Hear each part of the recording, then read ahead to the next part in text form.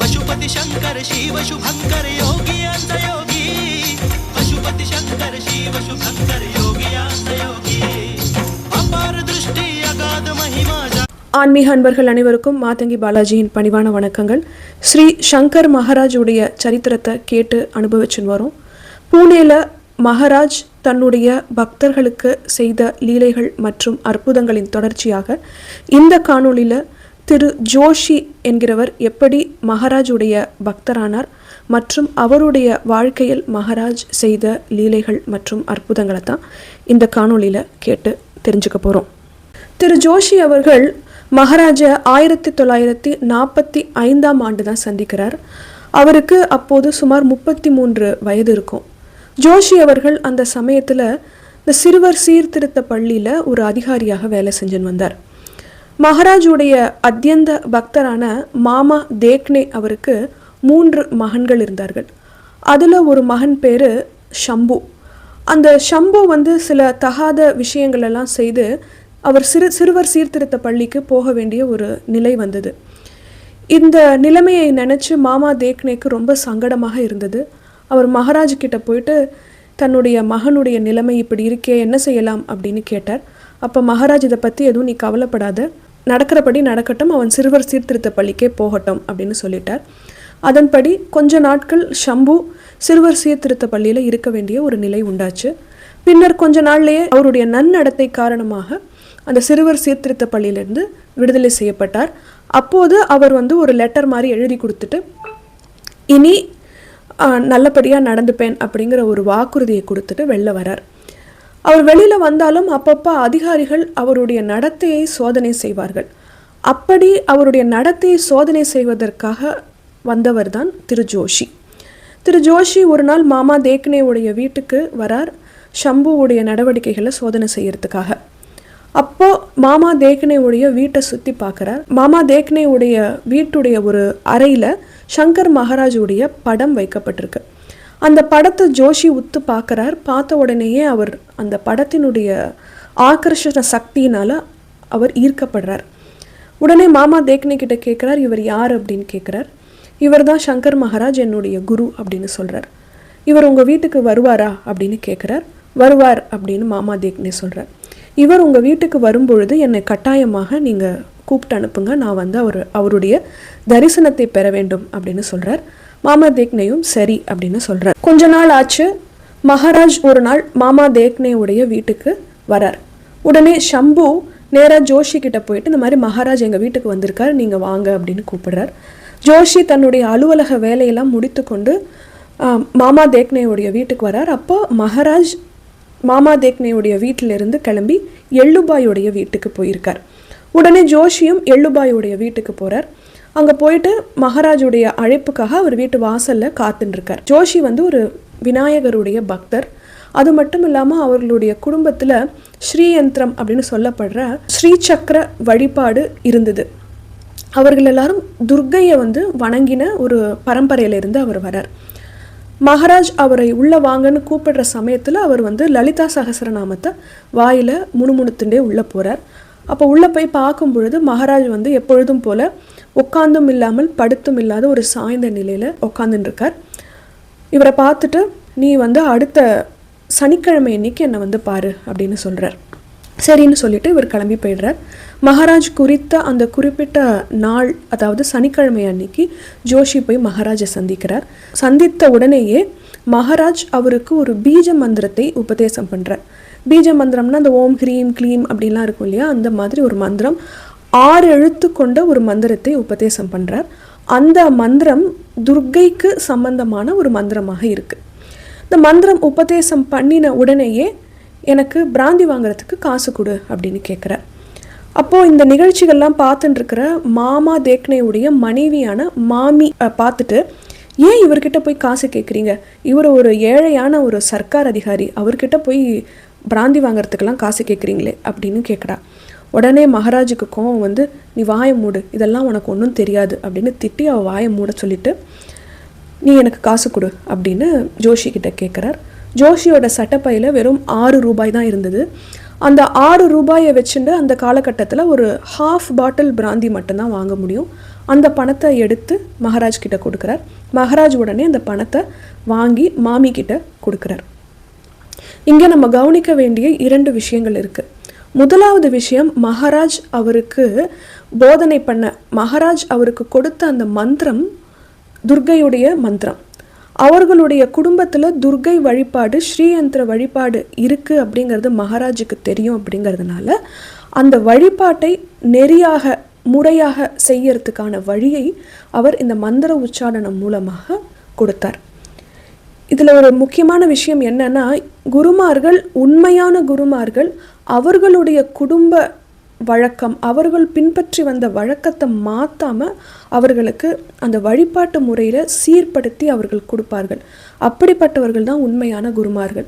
இந்த முறையே தப்பு, நீ வேற ஒரு முறைக்கு வா அப்படின்னு சொல்லவே மாட்டார்கள். இதில் நம்ம இன்னொரு விஷயம் நம்ம நினைவுபடுத்திக்கலாம். போன காணொலியில் கூட சொல்லியிருந்தேன், ஒரு இஸ்லாமிய அன்பர்கள் மகாராஜை வந்து சந்திக்கும் பொழுது இஸ்லாம் தொழுகையை எப்படி முறையாக செய்ய வேண்டும் அப்படின்னு அவர்களுக்கு மகாராஜ் போதனை செய்தார். அதே போலத்தான் இங்கே ஜோஷிக்கும் அந்த துர்க்கை வழிபாட்டை எப்படி முறையாக சரியாக செய்ய வேண்டும் அப்படிங்கிறத இந்த பீஜ மந்திர உச்சாரணம் மூலமாக அவர் எடுத்து கூறினார். அடுத்ததாக 2வது விஷயம் இந்த இடத்துல கவனிக்க வேண்டியது, அந்த மந்திரம் உச்சாரணம் பண்ண உடனேயே எனக்கு காசு கொடு அப்படின்னு கேட்குறார். அதாவது இந்த இடத்துல மகாராஜ் குருவாக ஜோஷிக்கு ஆகி இந்த மந்திரம் உச்சாரணம் பண்ண உடனே அவர்கிட்டேருந்து குரு தட்சணை கேட்குறார். அந்த குரு தட்சணை தான் அந்த பிராந்தி பாட்டிலுக்கான காசு. அது மட்டும் இல்லாமல் அந்த இடத்துல தன்னுடைய சிஷ்யருக்கு முழுமையான சரணாகதி இருக்கா அப்படிங்கிறதையும் அங்கே சோதனை பண்ணுறார். இந்த விஷயம் புரியாததுனால தான் மாமி வந்து ஏன் இவர்கிட்ட போய் காசு கேட்குறீங்க அப்படின்னு சொல்கிறா. அதாவது இங்கே இன்னும் நல்லா ஆழமாக கவனித்து பார்த்தா குரு சேவை பண்ணுறவங்க எல்லாருக்குமே குருவுடைய சூட்சமமான விஷயங்கள் தெரியணுங்கிறது அவசியம் இல்லை, ஆர் தெரிஞ்சிருக்கணும் அப்படிங்கிறது அவசியம் இல்லை. குரு சொல்லும் அந்த வார்த்தைகளை தட்டாமல் அவர் செய்கிற விஷயம் கரெக்டாக தான் இருக்கும் அப்படிங்கிற அந்த சரணாகதி மட்டும் இருந்தால் போதும். குரு 1000 விஷயங்கள் செய்வார், 1000 சூக்ஷமங்கள் அவரை சுற்றி நடக்கும். அது எல்லாம் ஒரு சேவை செய்யக்கூடிய சிஷ்யர்களுக்கு தெரிய வேண்டும் அப்படிங்கிற அவசியம் இல்லை. அந்த இடத்துல நம்ம மறுகேள்வி கேட்காம பேசாமல் இருந்தால் மட்டுமே போதும். அந்த மாமி தேக்குனே அங்கே கேள்வி கேட்டதுனால தான் மகாராஜ் அங்கே கோச்சுண்டு அவளை நீ வாயை மூடு, உனக்கு இதெல்லாம் புரியாது அப்படிங்கிறதையும் அங்கே சொல்லி புரிய வைக்கிறார். இப்படியே நாட்கள் கடந்து போச்சு. மகாராஜும் 1947ஆம் ஆண்டு சமாதி அடைஞ்சிடுறார். கொஞ்ச நாள் கழித்து ஜோஷி அவர்கள் பிடி, அதாவது பேச்சுலர் ஆஃப் டீச்சிங் அப்படின்னு அந்த காலகட்டத்தில் வாத்தியார் வேலைக்கு போகிறதுக்கான ஒரு பரீட்சை இருந்தது. அந்த பரீட்சையில் அவர் எழுதி பாஸ் ஆகிடுறார். அவருக்கு சமூக நலத்துறையில் பணி அமர்த்தப்படுறார். அவர் பணி நிமித்தமாக பாம்பேயில் வேலைக்கு போகிறார். பாம்பேக்கு போனதுக்கப்புறம் கொஞ்ச நாள் கழித்து சூரத்தில் வேலைக்கு போகிறார். அந்த வேலையில் வந்து சம்பளம் ரொம்ப சொற்பமாக தான் கிடைக்கும் அப்படிங்கிறதுனால அவரால் அவருடைய குடும்பத்தினரை அவர் கூட அழைச்சின்னு போக முடியல. சம்பளமும் ரொம்ப கம்மி. அவருடைய குடும்பத்தினருடைய செலவுகளுக்கு ஈடு கொடுக்க வேண்டி இருந்ததுனால அவர் இரவு நேர பள்ளிக்கூடங்களில் கூட வாத்தியாராக வேலை பார்த்து குடும்பத்தினரை கவனித்து கொள்ளும் அளவுக்கு அவருக்கு பணம் கிடைத்தது. அதை வைத்து அவருடைய வாழ்க்கை நல்ல முறையாக நடந்து வந்தது. கொஞ்ச நாள் கழித்து 1959ஆம் ஆண்டு ஜோஷியுடைய மனைவி காலமாகிட்டாங்க. ஜோஷியுடைய குடும்பம் பெரிய குடும்பம். அவருக்கு 3 மகள்கள் மற்றும் 3 மகன்கள். மனைவி காலமாகிற அந்த சமயத்தில் அவருடைய மூத்த மகளுக்கு மட்டும் திருமணமாகி இருந்தது. அவருடைய மற்ற குழந்தைகள் எல்லாருமே சின்ன வயசாக தான் இருந்தாங்க. அதனால் குடும்ப பொறுப்பு மொத்தமாக ஜோஷியோடைய தலையில் வந்து விழுந்தது. கொஞ்ச நாள் கழித்து ஜோஷியுடைய 2வது மகள் தன்னுடைய படிப்பை முடிக்கிறாள். முடிச்சதுக்கப்புறம் அவளுக்கு நல்ல வரன் வருது, கல்யாணம் நடக்கிறது.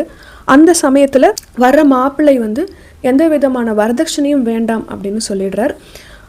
திருமண செலவுக்காக அவருடைய நண்பர் உம்ரனிக்கர் அப்படிங்கிறவர் பணம் கொடுத்து உதவுறார். எந்த விதமான வட்டியும் வாங்காமல் பத்திரமும் எழுதி கொள்ளாமல் அவருக்கு தேவையான பணத்தை கொடுத்து உதவுறார். மகாராஜுடைய பரிபூர்ண அனுகிரகத்தினால ஜோஷியுடைய 2 மகள்களும் நல்லபடியாக திருமணம் செய்து கொண்டு வாழ்ந்தார்கள். அடுத்ததாக 3வது மகளுக்கு திருமணம் செய்த வேண்டிய வயது வந்தது. அவளுக்கு ஒரு தகுந்த வரன் வந்தது. அந்த மாப்பிள்ளையுடைய பெயர் திரு ரனடே. அவர் ஒரு உரம் தயாரிக்கும் கம்பெனியில் வேலை செஞ்சுட்டு இருந்தார். அவர்கள் இருவருக்கும், அதாவது அந்த பெண்ணுக்கும் அந்த மாப்பிள்ளைக்கும் ஒருவரை ஒருவர் பிடித்திருந்தது. அது மட்டும் இல்லாம ஏற்கனவே அவர்களுக்குள்ள ஒரு பரிச்சயம் இருந்தது. சம்பிரதாய முறைப்படி மாப்பிள்ளையுடைய தந்தை கிட்ட சம்மதம் வாங்கணும். மாப்பிள்ளையுடைய வீடு வந்து கோலாப்பூர்ல இருந்தது.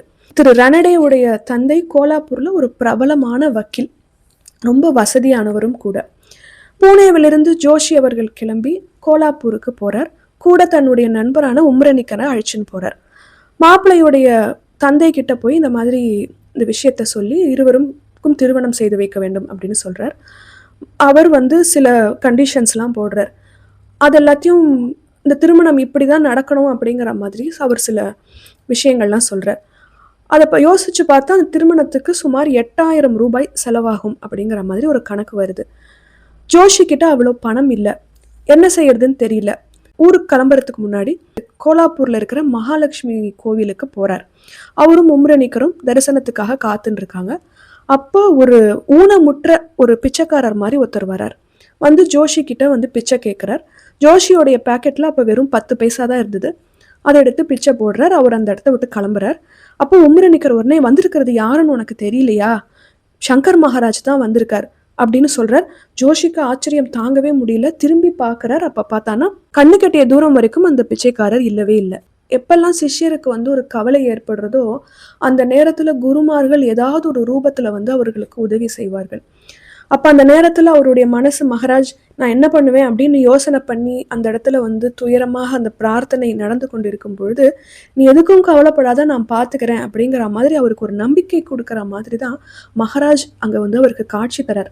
இந்த மாதிரி பல சமயங்கள்ல குருமார்கள் நமக்கு முன்னாடி வந்து தோன்றுறாங்க. ஆனா நம்ம வந்து இப்படிப்பட்ட ஒரு உருவத்துலதான் அவர் இருப்பார் அப்படிங்கிற அந்த உருவத்தின் மேல நம்ம பிடிப்பு வச்சுட்டு இருக்கிறதுனால வந்திருக்கிறது மகாராஜா இல்ல வேற யாராவதா அப்படிங்கிற அந்த வித்தியாசம் நமக்கு தெரியறது இல்லை. ஆனா இந்த இடத்துல உம்ரனிக்கர் அதை புரிஞ்சுட்டு ஜோஷிக்கு வந்திருக்கிறது மகாராஜ் தான், நீ எதுக்கும் கவலைப்படாதங்கிற ஒரு நம்பிக்கையை கொடுக்கிறார். சரி, நடக்கிறது நடக்கட்டும், என்ன அந்த பெண்ணுடைய வாழ்க்கை எப்படி இருக்கணும் அப்படிங்கிறது மகாராஜ் முடிவு பண்றாரோ பார்த்துக்கலாம் அப்படின்னு சொல்லிட்டு அவர்கள் இருவரும் பூனேக்கு வீட்டுக்கு போய் சேர்றாங்க. அந்த சமயத்துல போனதுக்கு அப்புறம் அவர்களுக்கு ஒரு தகவல் கிடைக்கிறது. அந்த மாப்பிள்ளை வந்து இந்த பெண்ணை தான் நான் திருமணம் செஞ்சுப்பேன் அப்படின்னு அவருடைய பெற்றோர்கள் கிட்ட உறுதியா சொல்லிடுறார். அதனால எந்த விதமான வரதட்சணையும் வாங்கக்கூடாது அப்படின்னு அவரு தன்னுடைய தந்தை கிட்ட அந்த பையன் சொன்னதுனால எந்த விதமான பிரச்சனையும் இல்லாமல் திருமணம் நல்லபடியாக நடந்து முடிந்தது. ஆனாலும் அவருடைய திருமண செலவுக்கு தேவையான பணத்தை முன்னாடி இரண்டாவது மகளுக்கு கொடுத்து உதவின மாதிரி உம்ரனிக்கர் கொடுத்து உதவினார். அந்த கடனை அடைப்பதற்காக மாதம் ரூபாய் 50 வந்து ஜோஷி வந்து உம்ரனிக்கருக்கு கொடுத்துட்டே வந்தார். ஜோஷி தன்னுடைய வீட்டுல மகாராஜுடைய சிலை ஒண்ணு வைத்து தினமும் அந்த சிலை வழிபாடுகள் செய்வார். ஒரு நாள் 1952 ஒரு நாள் ஷம்புவுடைய உடல்ல மகாராஜ் ஆட்கொண்டிருக்கார் அப்படிங்கிற விஷயம் அவருக்கு தெரிஞ்சுது. உடனடியா நேரா கிளம்பி போய் ஷம்புவை போய் பார்க்கலாம், அந்த இடத்துக்கு போனான்னா மகாராஜை திருப்பி சந்திக்கலாம் அப்படிங்கிற ஆவல்ல அவர் நேரா ஷம்புவுடைய வீட்டுக்கு போறார். அதாவது மாமா தேக்னேவுடைய வீட்டுக்கு போறார். அங்க போய் பார்த்தப்ப அவரால் மகாராஜை அந்த இடத்துல உணர முடியல. சரி, இந்த காட்சி தனக்கானது இல்லை அப்படின்னு அவர் எடுத்துக்கிறார். ஆனாலும் அவருக்கு மகாராஜ் மேல அதீத நம்பிக்கை மற்றும் பக்தி இருந்தது. ஜோஷி தான் முறையாக செய்யும் சடங்குகளை ஒரு நாளும் விட்டு கொடுத்ததே இல்லை. அவர் சூரத்துல வேலை பார்த்துட்டு இருந்த காலத்துல கூட அவர் வந்து ஒவ்வொரு மாதம் சங்கடஹர சதுர்த்தி போதும் பூனேக்கு வந்துடுவார். ஏன்னா கணபதி உபாசகர் அவர் அப்படிங்கிறதுனால சங்கடஹர சதுர்த்தி அவர் முக்கியமாக அவர் செய்த ஒரு சடங்கு முறை. ஒவ்வொரு மாதமும் சங்கடஹர சதுர்த்தி அப்போ அவர் வந்து பூனேக்கு வந்து தன்னுடைய வழிபாடுகளை முறையாக செய்யும் பழக்கமுடையவராக இருந்தார். திரு ஜோஷி அப்படிங்கிற ஸ்ரீ சங்கர் மகாராஜுடைய அத்தியந்த பக்தர் சமீப காலத்துல தான் தன்னுடைய உடலை துறந்து சங்கர் மகாராஜுடன் ஐக்கியமானார். அவர் ஒரு நாளும் தன்னுடைய சடங்கு முறைகளை விட்டு கொடுத்ததே இல்லை. தன்னுடைய குடும்ப பாரம்பரியத்தை முறையாக செய்தார். தன்னுடைய கடைசி காலம் வரைக்கும் அந்த சடங்குகளை அவர் பின்பற்றினார் அப்படிங்கிறது இங்க முக்கியமான விஷயம். இப்போ எல்லாரும் ஒரு குரு கிட்ட போனதுக்கு அப்புறமா அவர் சில சம்பிரதாய முறைகளை கடைபிடிக்க ஆரம்பிச்சதுக்கு அப்புறம் தன்னுடைய குடும்ப பழக்க வழக்கங்களை முற்றிலுமாக விட்டுடுறாங்க. அதை வந்து விடணுங்கிற அவசியமே கிடையாது. அதை தொடர்ந்து நமக்கு முடிகிற வரைக்கும் அதை செஞ்சுட்டே வரணும். அதை தான் மகாராஜ் இங்கே அவருக்கு சொல்லி கொடுத்த முக்கியமான போதனை. அதை அவர் கடைசி வரைக்கும் செஞ்சுட்டே வந்தார். இது அவருடைய கடமை அப்படின்னு அவர் நினைச்சார். அதனால அவர் கடைசி வரைக்கும் அதை செஞ்சுட்டே வந்தார். இதோடு திரு ஜோஷி அவர்களுடைய அனுபவங்கள் முடிவடைகின்றன. தொடர்ந்து அடுத்த காணொளியில் மகாராஜ் இன்னொரு பக்தருக்கு செய்த அற்புதம் மற்றும் லீலைகளை கேட்டு அனுபவிக்கலாம். ஸ்ரீ சங்கர் மகாராஜுக்கு ஜெயம் உண்டாகட்டும் என்று கூறி இந்த காணொளியை முடிக்கிறேன். நன்றி, வணக்கம்.